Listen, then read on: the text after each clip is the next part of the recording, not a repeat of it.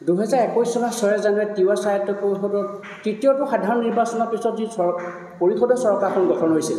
তাত মুখ্যমন্ত্ৰী ডাঙৰীয়াই উপস্থিত থাকি পেলাই এটা কথা সদম্বে ঘোষণা কৰিছিল যে 5 বছৰৰ বাবে 500 কোটি টকা তিৱা স্বায়ত্ত পৰিষদৰ বাবে আবণ্টন দিব কেন্দ্ৰীয় পেকেজ হিচাপে তেখেতে ঘোষণা কৰিছিল কিন্তু আজিলৈকে দেখোন তিৱা স্বায়ত্ত পৰিষদৰ 500 কোটি টকা পেকেজটো ঘোষণা কৰাতে ৰখি গ'ল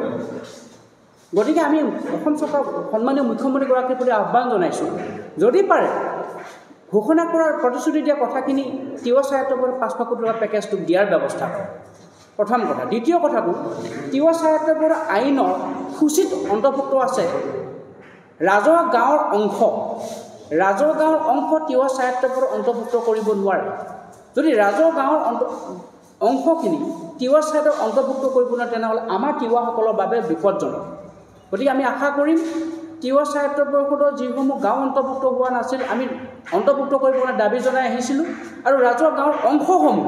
তিৱা বসতিপূৰ্ণ তিৱা অধ্যুষিত অংশসমূহ তিৱা স্বায়ত্ত সংশ্লিষ্ট নিকটৱৰ্তী সমষ্টিত অন্তৰ্ভুক্ত কৰি সমষ্টিসমূহ সাল সলনি কৰক আৰু সমষ্টি সাল সলনি কৰা যি আইনৰ বিধি আছে পৰিষদৰ সেইমতে কৰক ধৰি লৈছোঁ 15টা বছৰ অনুসূচিত জনজাতিৰ বাবে মুকলি সংৰক্ষণ আছিলে মুকলি হৈ আছিল জনজাতি মুকলি পুৰুষ মহিলা উভয়ে নিৰ্বাচনত প্ৰতিদ্বন্দ্বিতা কৰিব পাৰে কিন্তু সেই সমষ্টিসমূহ মহিলাৰ বাবে সংৰক্ষিত হ'ব অনুসূচিত জনজাতি মহিলা কাৰণ তিৱা স্বায়ত্ত পৰিষদৰ নিয়ম অনুসৰি ৩৬টা সমষ্টিৰে 6টা সমষ্টি মুকলি সকলো জাতি জনগোষ্ঠীৰ সকলো ধৰ্মাৱলম্বী মানুহে তাত অংশগ্ৰহণ কৰিব পাৰে মৰিগাঁও জিলা 19টা সমষ্টিৰ ভিতৰত জৰাবাৰী আৰু শলমাৰী এই দুটা মুকলি সকলোৰে বাবে মুকলি কৰি ৰখা আছে ঠিক তেনেকৈ কামৰূপৰ 4টা সমষ্টি মুকলি কৰি ৰখা আছে বাকী 30টা সমষ্টিয়ে সংৰক্ষিত সমষ্টি 30টাৰ ভিতৰত 13টা মহিলাৰ বাবে জনজাতি মহিলাৰ বাবে সংৰক্ষিত হ'ব আৰু যিসমূহ আসন 2010 চনৰ পৰা আজিলৈকে অনুসূচিত জনজাতি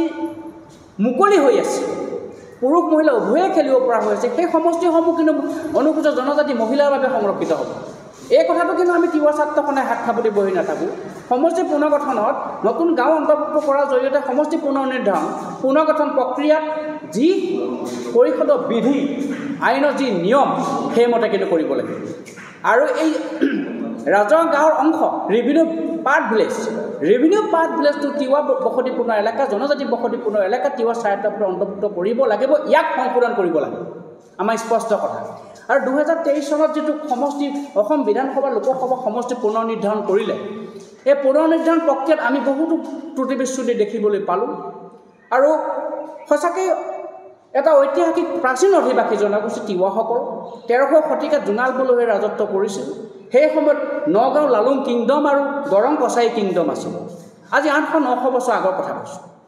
যিটো জনগোষ্ঠী প্ৰাচীন অধিবাসী যিটো জনগোষ্ঠীয়ে ইয়াৰ এই অঞ্চলত মাটিভেটি সভ্যতা সংস্কৃতি বহন কৰিছে জীয়াই ৰাখিছে হাবি জংঘল চাফা কৰি এই অঞ্চলৰ ৰাজ্য পাতিছিল গাঁও পাতিছিল সমাজ সভ্যতা গঢ়িছিল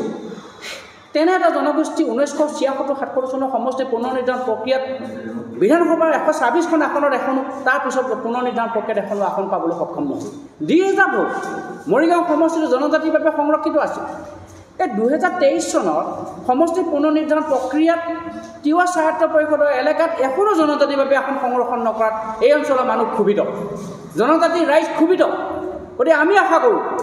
সৰ্বভাৰতীয় পৰ্যায়ত যিটো সমষ্টি পুনৰ নিৰ্ধাৰণ বিধানসভা লোকসভা আসনসমূহ পুনৰ নিৰ্ধাৰণ হ'ব অসমতো পুনৰ নিৰ্ধাৰণ কৰিব লাগে পুনৰ্গঠন কৰিব লাগে আৰু বিশেষকৈ তিৱা স্বায়ত্ত পৰিষদৰ অঞ্চল আজি পৰিষদ গঠন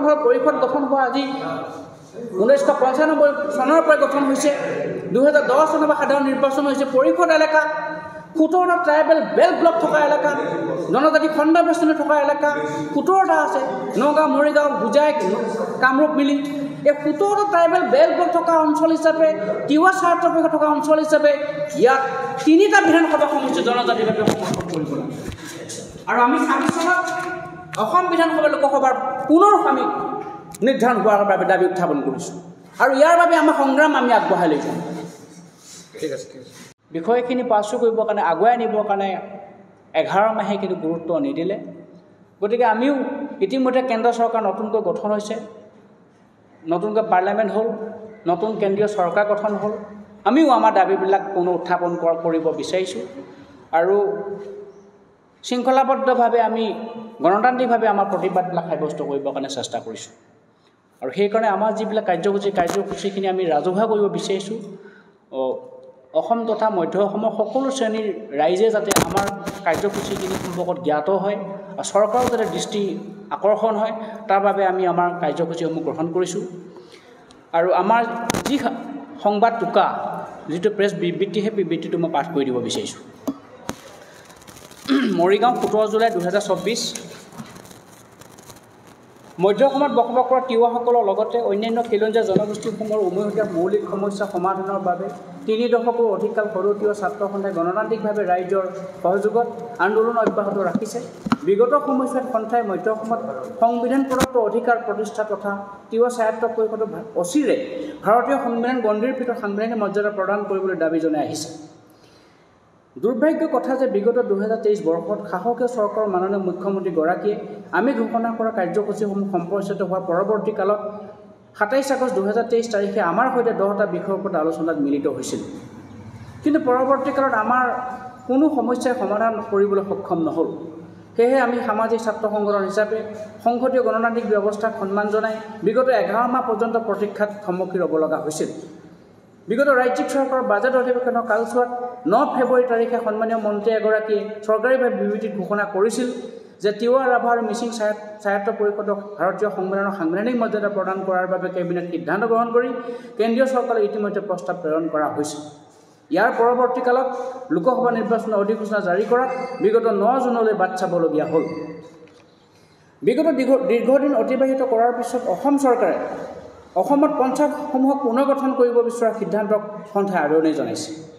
পঞ্চায়তসমূহ পুনৰ্নিৰ্ধাৰণ কৰাৰ সময়ত সংবিধানৰ সংৰক্ষণ নীতি যাতে বাহাল থাকে তাৰ প্ৰতি লক্ষ্য ৰাখিবলৈ আমি চৰকাৰৰ প্ৰতি আহ্বান জনাইছোঁ ইয়াৰ উপৰি 2005 চনৰ অধিসূচনাত তিৱা স্বায়ত্ত পৰিষদত অন্তৰ্ভুক্ত নোহোৱা তিৱা তথা জনজাতীয় অধ্যুষিত গাঁওসমূহ